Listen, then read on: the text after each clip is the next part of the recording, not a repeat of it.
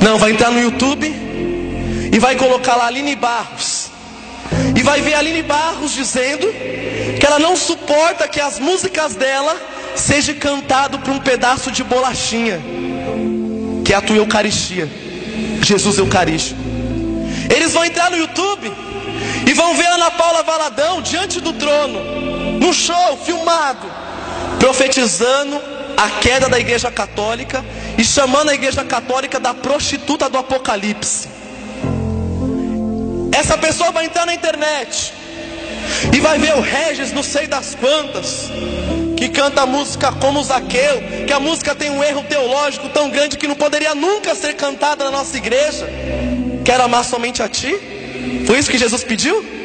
E o irmão? E tem gente cantando essa música. E vão ver aquele rapaz dizendo que a igreja não precisa de uma senhora, a igreja precisa só de um Senhor. Eu vou dizer uma coisa: sabe quem está formando os protestantes de amanhã? Somos nós mesmos, que dentro dos nossos encontros nós estamos colocando só coisa protestante.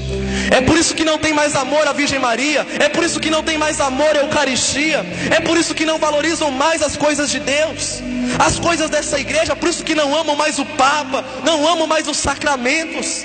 Nós temos cada dia mais nos desmoronando, indo para distante da graça de Deus. Você vai ver São Caetano dizendo que a graça de Deus, quando nós pedimos ao Senhor, ela vem, mas vem por meio de Maria. São Caetano dizia isso. Nós precisamos hoje voltar o nosso coração a ela. Precisamos querer aprender com Maria. Precisamos tirar. Eu vou dizer uma coisa aqui para fechar e colocar um ponto final. As pessoas falam: ah, Heberton, mas nós cantamos essa música porque é o mesmo Deus. Coloca Jesus Eucarístico aqui, entra com um protestante ali e aponta para Jesus Eucarístico e fala para eles assim: olha meu Deus ali. O que você acha que eles vão falar? Idólatra. Não é o mesmo Deus, desculpa. A igreja reconhece a verdade que está na igreja deles, pertence à Igreja Católica. Eu não vou dizer que lá não tem pessoas boas, tem muito pessoas boas lá, e eu conheço muitas que são de Deus, mas a verdade está dentro dessa igreja. Santo Irineu, no século I, ele vai dizer uma coisa: que existe uma verdade. Dentro desta verdade eu não posso tirar e não posso colocar nada. Só existe uma verdade. E é dentro desta verdade que eu quero dar um passo com você aqui.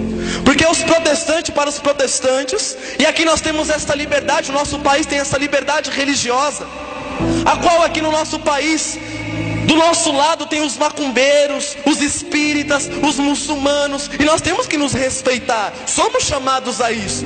Temos os protestantes, e quantas vezes você já não ouviu as pessoas falando mal de Maria? Quantas vezes você já não escutou idólatra, adorador de imagem, Maria não é deusa? Então vamos para a verdade. Eu ainda não entendi porque os protestantes falam que tudo está na Bíblia.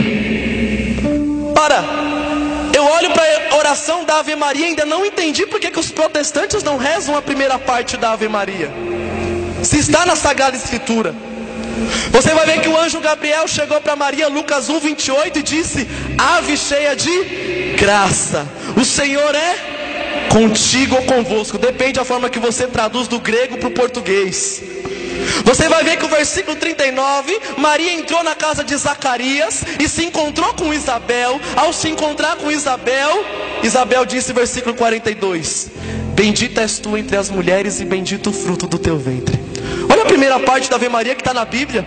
Nós deveríamos olhar para os protestantes e dizer: meu querido, a primeira parte da Ave Maria você precisa rezar, porque está na Bíblia.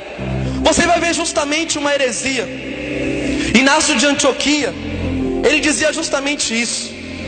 No início da igreja, nos primeiros séculos, Inácio de Antioquia dizia que Deus escondeu de Satanás a virgindade de Maria. Ou seja, todos aqueles que falam que Maria não é virgem estão com Satanás, porque ele que foi enganado por Deus. Porque nós somos da descendência de Maria, da mulher que é virgem, predestinada. E você vai ver justamente dentro desta verdade que nós traçamos, que nós trilhamos dentro da palavra de Deus. No início da igreja existia uma heresia que diziam que Maria era mãe de Jesus? Homem. Ela não era mãe de Jesus? Deus. Só que tem um problema. Jesus é 100% Deus e 100% homem. Está no livro de Hebreus. É impossível você separar a natureza de Jesus. Ou seja, se Maria é mãe de Jesus homem, ela é mãe de Jesus Deus. Por isso que num concílio, no ano de 431 depois da morte de Jesus, a igreja denominou Maria Theotokos, mãe de Deus. Por isso que nós rezamos: Santa Mãe de Deus, rogai por nós pecadores, agora e na hora de nossa morte. Amém. Nós precisamos ter intimidade muito grande com essa mulher que todos os dias nos direciona a sermos de Deus. Eu sempre disse aqui, muitos conhecem o meu testemunho. A minha irmã, que está ali atrás, levanta a mão cá, pode olhar para ela lá, ali atrás, a minha irmã. Muito bem, ganhou a fama já. A minha irmã se formou na faculdade há muitos anos atrás, não lembro que ano que foi, contabilidade. E eu lembro que num domingo eu acordei de manhã às 10 horas da madrugada para ir fazer o meu pipi. E tinha um rapaz que foi levar o álbum de fotografia. Quando eu estava indo no banheiro fazer pipi, eu escutei um rapaz na minha casa falando mal de Maria. Mariano Ruxo, falando mal de Maria na casa, não dá certo. Falei, depois eu faço o meu pipi, desci a escada. Ele estava com a Bíblia da Ave Maria da minha irmã aberta. E eu cheguei para ele, apontei o dedo, eu falei assim: meu querido, quem que é você para falar mal da Virgem Maria? Ele disse para mim: eu sou pastor da igreja batista. Eu disse para ele: a tua igreja chegou no Brasil em 1817. A minha igreja foi fundada por Jesus. E vocês têm a verdade? E ele se assustou com o jeito que eu falei. E ele procurava tudo na Bíblia e não encontrava. E ele chegou para mim: não, mas Maria foi uma mulher qualquer, como todas as outras, porque Jesus chamou Maria de mulher. E ele estava procurando na Bíblia e não achava. E eu falei: irmão, está lá em João capítulo 2, as bodas de Caná, a qual nas bodas de Caná tinha acabado o vinho daquele casamento. E Maria chega para Jesus: Jesus, eles não têm mais vinho. E Jesus responde: mulher, isso compete a nós? Ainda não chegou a minha hora. Eu olhei para aquele pastor e falei: querido, vocês levam a Bíblia tudo ao pé da letra, sem texto, sem contexto. E eu falei para ele: eu vou fazer que nem vocês. Sabe por que Jesus chamou Maria de mulher? E ele, por quê? Eu falei: porque lá em Gênesis, no capítulo 3, quando o pecado entrou no mundo, Deus falou para Satanás no versículo 15, para a serpente: eu colocarei ódio entre a tua descendência e a descendência da mulher. A mulher irá lhe pisar a cabeça e você irá lhe ferir o calcanhar. Eu falei para aquele pastor: sabe por que Jesus chamava Maria de mulher? Porque Maria é aquela que pisa na cabeça de Satanás. E aquele rapaz muito bravo com as coisas que eu estava falando, e ele falou: não, mas Jesus, ele teve outros irmãos, Maria teve outros filhos, e ele está na Bíblia. E eu falei para ele: está lá em Marcos capítulo 3, versículo 31, a qual Jesus diz que chegou a mãe e os irmãos de Jesus. E Jesus faz uma pergunta: quem que é o meu irmão e quem é a minha mãe? E ele mesmo responde: o meu irmão e minha mãe são todos aqueles que fazem a vontade do meu Pai que está no céu. Eu perguntei para aquele pastor: meu querido, você já estudou grego ou hebraico? E ele: eu nunca estudei isso. Eu falei: pois bem, eu faço faculdade de teologia e eu preciso entender o grego e hebraico, porque a Bíblia foi escrita em grego e hebraico. E eu falei para ele: você sabia que na época de Jesus não existia a palavra tio, tia, primo, prima, sogro, sogra, enteada, enteada? E ele falou para mim: eu não sabia. Eu falei para ele: então vai estudar. E ele, muito revoltado, ele falou: não, mas eu não aceito que vocês colocam imagens na igreja de vocês, porque está na Bíblia, está proibido. Eu falei para ele: é verdade. Êxodo capítulo 20, diante de Moisés, Deus disse: é proibido que se faça esculturas de falsos deuses para adorar. Nós não adoramos Maria. E ele falou: tá vendo, você sabe, você conhece. Eu falei: querido, o problema é que você esqueceu de andar 4 versículos para frente, 4 capítulos para frente, exato 5. Por quê? Porque 5 capítulos para frente, 4, Deus mandou o povo construir a Arca da Aliança, não foi? Ele foi. E eu falei: esse Deus que mandou proibir que se fizesse imagens de falsos ídolos, ele mandou construir o quê? Nas 2 pontas da Arca da Aliança. E ele disse: 2 querubins. E eu perguntei para ele: os 2 querubins eram o quê, criatura? Ele: 2 imagens. E eu falei: e agora? E agora? E ele falando para mim assim: não, eu vou embora. Eu falei: vai embora não, porque agora o assunto tá bom, tá gostoso. A minha irmã está de testemunha, porque parecia que eu estava pregando para 1000 pessoas. Eu falava com ele como se ele não conhecia a palavra de Deus. Eu ia debruçando a palavra com ele. Eu falei: meu querido, tenha uma vida santa, porque eu quero te encontrar no céu. E eu falei para ele: então quando nós chegarmos no céu, nós vamos dar um abraço na Virgem Maria, e depois nós vamos abraçar o nosso Senhor Jesus. E ele olhou com um olhar de deboche para mim, porque eu falei Virgem Maria.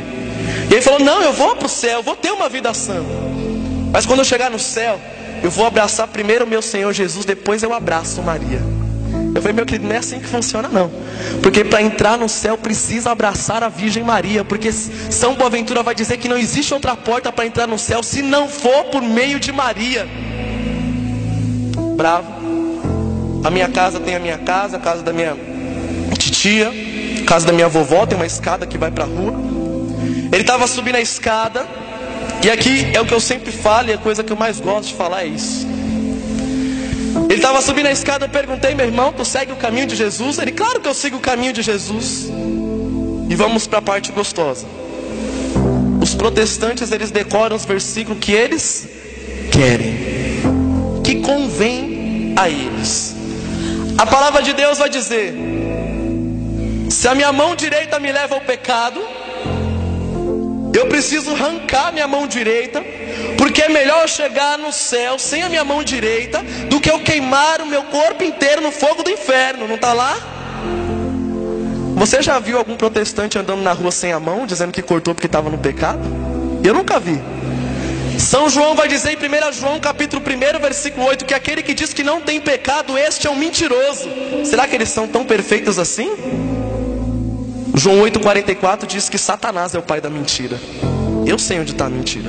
Pois bem, e tem uma coisa que está decorada na igreja deles. João 14,6. Jesus diz, decora também, João 14,6, tá? Eu sou o caminho, a verdade e a vida. Ninguém vai ao Pai senão por mim, Jesus disse. E eu perguntei para ele: meu querido, você é seguidor do caminho de Jesus, que é Jesus? Ele: claro que eu sigo o caminho de Jesus. Eu falei: meu irmão, se tu é verdadeiro seguidor do caminho de Jesus, você precisa passar pelo primeiro caminho que ele passou. E o primeiro caminho que Jesus passou foi o ventre da Virgem Maria. Se nós que estamos aqui nesse retiro hoje somos seguidores de Jesus, precisamos ser gerados por Maria. E o intuito desse retiro é para isso, é para gerar um povo gerado pela Virgem Maria. Precisamos voltar o nosso coração a essa mulher. Santo Agostinho vai dizer no século III que Maria é a forma Dei, é a forma de Deus. Olha só, para essa imagem ficar perfeita, ela tem um molde.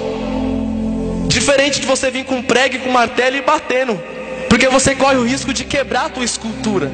Com molde é mais perfeito, sai tudo certo. Você coloca o gesso e sai perfeito. Santo Agostinho vai dizer que Maria é o molde perfeito de Deus. Maria, ela forma santos para a igreja. Uma pessoa que passa pela escola de Maria, essa pessoa se torna santa, ela se torna melhor, ela busca a santidade com autoridade. Ela cai, mas ela quer ser melhor, porque Maria ajuda.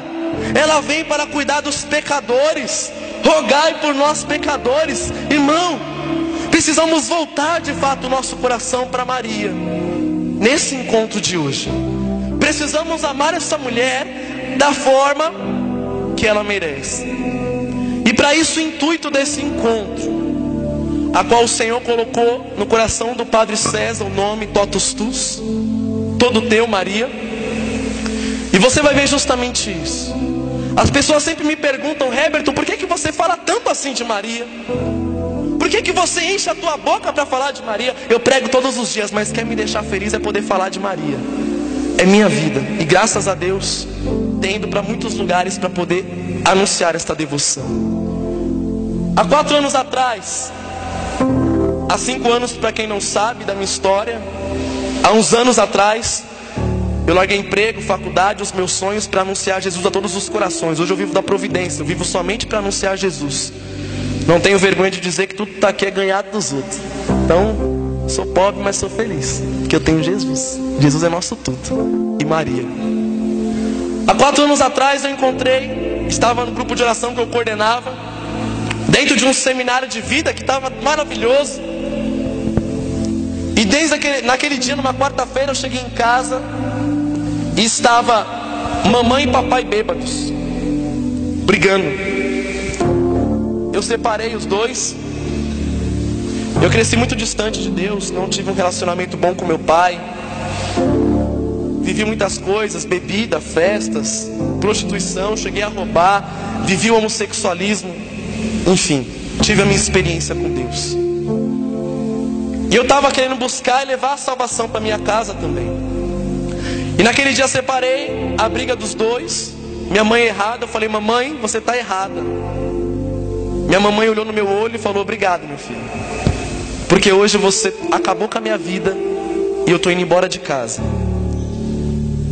E naquele dia minha mãe pegou as coisas dela e até hoje não voltou para casa. A dor do meu coração foi que naquela noite a gente só dá valor quando a gente perde. Eu lembro da história do meu coração, a dor do meu coração, porque até então a minha mãe nunca tinha me visto tocar na igreja, a minha mãe nunca tinha me visto cantar na igreja, a minha mãe nunca tinha me visto pregar na igreja. A única imagem que minha mãe tinha de mim era de um filho rebelde, que no passado chamava ela de vagabunda, chamava ela de prostituta, falava que ela não valia nada. Eu entrei no meu quarto e escutei 11 pregações seguidas. E uma delas, o padre José Augusto, ele disse aquilo que está lá em João capítulo 14, versículo 18. Eu nunca vos deixarei órfão. E naquela noite Maria me abraçou como filha. Há 4 anos atrás. Por conta da minha missão, minha mãe saiu de casa, foi para a casa da minha avó. Minha mãe ficou em casa no qual eu não sabia nem onde ela morava. Minha irmã tinha mais contato com a minha mãe, mas eu não tinha. Tinha vezes que eu não tinha notícia da minha mãe, não sabia se minha mãe estava viva, se minha mãe estava morta. Eu sei a dor que eu tenho passado, pregar todo final de semana, encontro de casais, retiros para a juventude, ver os jovens voltando para casa, podendo abraçar suas mães, e eu não posso mais abraçar a minha. Como eu queria hoje chegar em casa e abraçar a mamãe, não posso. Mas Deus sabe de todas as coisas. Eu lembro que aquilo me aproximou muito da minha irmã, me aproximou muito do meu pai. Comecei a levar o meu pai para o grupo de oração. E eu vi o meu pai tendo uma experiência com Deus no grupo de oração que eu coordenava. Meu pai chorando. E maravilhoso o que o Senhor faz. E o engraçado foi que quando eu entrei na igreja, antes de eu entrar na igreja, minha irmã rezava para mim vir para a igreja. E quando eu entrei, ela saiu, queria viver as coisas lá de fora. E eu pedia por ela, rezava por ela, e hoje é uma mulher de Deus que está ali. Rezei demais, né? Exagerei. Mas eu vi as coisas de Deus transformando a minha vida, mas faltava muita coisa. Mamãe, a falta que mamãe faz é muito grande. Muitas vezes eu sinto muita saudade dela. Mas ano passado, como alguns aqui sabem, eu cheguei quase morto no hospital, em janeiro do ano passado, tive uma embolia pulmonar, brigando com Deus, porque eu tinha um monte de pregação marcada, um monte de missão marcada, e falava: por quê? Larguei tudo para o Senhor e agora estou aqui no hospital. E o Senhor falava: eu sei o que estou fazendo. E Maria confortando meu coração. E eu todos os dias eu sempre pedi a Maria para trazer minha mamãe. E quando eu fiquei doente, eu tive a graça de ter quase todos os dias a visita de mamãe. Minha mamãe foi e ficava sentadinha acordada, porque eu não podia deitar. E minha mãe ficava acordada a noite inteira para que eu pudesse dormir sentado, por causa das dores. Eu lembro que a minha vontade era nem de ficar melhor, porque eu podia ter mamãe. E aquilo me aproximou muito de minha mãe. Eu rezava todo dia para Maria: traz minha mãe, traz minha mãe, traz minha mãe. No carnaval do ano passado, num domingo, eu fiz muitas pregações naquele carnaval. Num domingo eu estava pregando para a juventude, estava almoçando no retiro, e minha irmã tinha viajado, meu pai tinha viajado, e no almoço eu recebi a ligação de mamãe. E minha mamãe perguntou: filho, está sozinho em casa? Eu falei: estou. Ela falou: posso ir dormir com você? Eu falei: pode. Claro que pode, que pergunta. E eu falei para ela: eu tenho mais uma pregação para fazer, mas depois eu vou para casa. Eu fui fazer uma pregação para pais, um retiro de pais, falar do filho pródigo. Eu lembro que aqueles pais choravam muito. Eu não via a hora de ver minha mãe em casa. Eu queria encontrar minha mãe. Eu nunca esqueço que uma senhora veio, me abraçou e falou: eu queria que você fosse o meu filho. Eu falei: pode me soltar, porque eu já tenho mãe em casa, ela está me esperando. A vontade mesmo de querer ser de Deus, de querer buscar a minha mamãe também nos meus braços. Eu cheguei em casa, contei o que tinha acontecido naquele dia para a mamãe, e minha mamãe começou a chorar. A dor do meu coração foi porque eu sempre achei que eu decepcionei a minha mãe e o meu pai. Porque o meu pai e minha mãe sempre sonharam para mim que eu tivesse um bom emprego, que eu tivesse dinheiro, que eu tivesse a minha casa. Eu não tenho nada. Eu sempre tive isso no coração. A minha mãe nunca entendeu por que eu vou para a igreja. Eu lembro que a minha mãe reclamava que eu chegava bêbado quase todos os dias. Aí eu entrei para a igreja e ela começou a reclamar que só vivia na igreja. Eu não entendia. Mas eu lembro que minha mãe, no carnaval do ano passado, ela olhou no meu olho chorando e falou assim, quando ela saiu de casa, ela falou que eu tinha acabado com a vida dela. No carnaval do ano passado, minha mãe olhou no meu olho e falou assim: meu filho, você é a maior bênção que Deus poderia me dar. A minha mãe olhou no meu olho, algo que ela nunca tinha dito. Ela falou: meu filho, nunca desista dessa vida que você está levando hoje, você é meu orgulho. Para mim foi uma bênção da minha mãe. A minha mãe naquele dia, ela falou para mim que quando eu tinha 2 anos de idade, um rapaz parou ela na rua e falou assim: olha mãe, você pode levar o teu filho para onde você quiser, mas o teu filho ele vai ser de Deus. Eu falei para minha mãe: mãe, você esperou a minha vida inteira para falar isso agora? Olha o tanto de coisa errada que eu fiz, mãe. E tem coisa que só mãe faz. Eu nunca esqueço o último dia que eu cheguei bêbado em casa, que eu vomitei a casa inteira.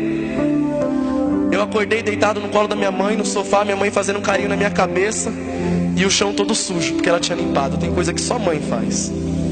E minha mãe me deu aquela bênção. Só que tem um problema. Eu quero minha mãe com Deus. Preciso da minha mãe com Deus. E o ano passado eu tenho uma pregação na internet, Os Verdadeiros Devotos da Virgem Maria. Uma pregação que tem ido para o Brasil inteiro, fora do Brasil. Grandes testemunhos dessa pregação. E a minha mãe me ligou o ano passado chorando, porque ela tinha escutado a pregação. E minha mãe falou para mim assim: filho, quando a mamãe era pequena, ela foi consagrada a Nossa Senhora de Fátima. Veio um alívio no meu coração. Sabe por que um demônio falou para São Domingos de Gusmão que nenhuma alma consagrada a Maria está no inferno, porque ela traz todos de volta. E eu falei para minha mãe: mãe, então Maria vai trazer a senhora de volta, eu tenho certeza disso, em nome de Jesus. Esse ano eu vejo a minha mãe que entende a minha vida, a minha mãe que é feliz pela missão que eu tenho. Em janeiro desse ano minha mãe tem um emprego corrido, final de semana, mas eu tive a graça de escutar da minha mãe que nos domingos ela estava procurando ir na Santa Missa, coisa que ela nunca fez a vida inteira, mas porque Maria traz as pessoas de volta. Hoje eu sou escravo de Maria. Ora, escravo de Maria? Que estranho, Herbert, escravo de Maria. São Luís ele vai dizer aqui no tratado. Ora, se eu era escravo do pecado, por que hoje eu não posso ser escravo de Maria, tendo certeza que ela vai me levar para Deus? Tendo certeza que ela é o atalho para Deus. Perguntaram para Padre Pio, Padre Pio nos deu um atalho para o céu. Ele disse: o atalho para o céu é a Virgem Maria. Eu acho lindo São Bernardo dizendo, foi representar o Papa muitas vezes. Lembro na Alemanha, 1149, representando o Papa, qual ele colocou na oração da Salve Rainha: ó piedosa, ó doce sempre Virgem Maria. E São Bernardo dizia que Maria é nossa esperança, é a esperança da nossa salvação. Por ela nós chegamos em Jesus. E aqui no Tratado da Verdadeira Devoção, São Luís ele fala dos falsos e dos verdadeiros devotos, que depois aqui durante o dia nós vamos entender melhor. Mas aqui São Luís ele ensina um retiro de 33 dias, para você fazer uma consagração total à Virgem Maria. Eu fiz essa consagração e vou renovar agora, esse mês. Renovo hoje, aqui nesse encontro, nesse retiro. A minha consagração que mudou a minha vida. Perguntaram para mim, 2 jovens que estão no seminário. Eles vieram me procurar depois de uma pregação sobre a Virgem Maria e falaram para mim: Herbert, o que mudou na tua vida depois da tua consagração? Eu disse: tudo. Se tinha um rapaz que era bruto, que brigava com todo mundo, que xingava todo mundo, minha irmã está aqui de prova, era o Herbert. Mas hoje a minha irmã, que é brava, nervosa, vem cá, cara, corre aqui, vem cá.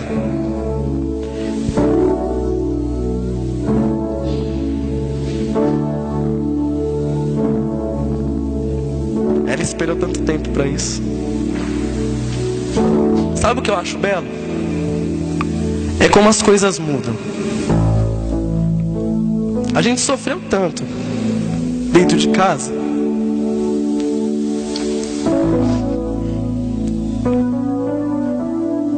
Mas eu lembro quanto nós lutamos para ser melhor e o quanto hoje nós estamos com Deus. Ela é bravinha, essa menina aqui. Aí hoje ela briga comigo e eu fico quieto. Não tem mais graça brigar comigo, né? Dentro de casa. Mas sabe o que eu acho lindo? É que um dia eu disse sim para minha vida, para Deus, para minha escravidão. E hoje eu posso ver isso aqui no braço da minha irmã também. Ela busca ser de Deus por meio de Maria também, para trazer a nossa família, a nossa casa. É intercessora, faz parte de uma equipe missionária, Madeiro da Cruz, dos irmãos que estão aí. O fundador é o Guilherme, grande amigo meu, um menino que eu amo de coração, que está aqui na intercessão. Mas nós temos lutado